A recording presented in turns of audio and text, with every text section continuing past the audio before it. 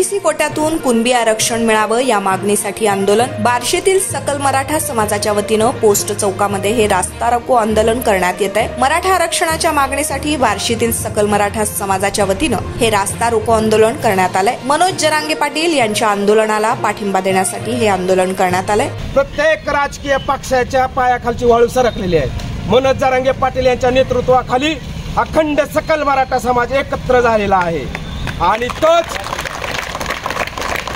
आणि ज्या राजकीय पक्षांना वाटत नव्हतं की हा मराठा समाज मताच्या स्वरूपात कधी एकत्र येऊ शकत नाही, तो आता झालेला आहे। मी फक्त एकाच वाक्यात माझं भाषण संपवून थांबतो।